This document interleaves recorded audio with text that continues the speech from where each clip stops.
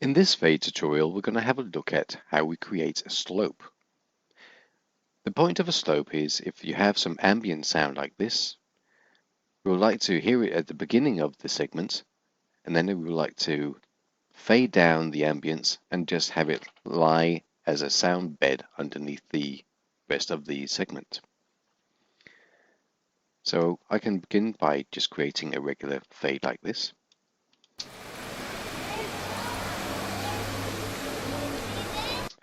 And now that I've set the scene, I would like the ambience here to fade down underneath the region here. Let me just zoom in a bit. So what I'm going to do is I'm going to create a small selection like this. This is going to be the length of our fade. If we now drag outside the selection on the top handle here, like so, we create a fade that's the length of the selection.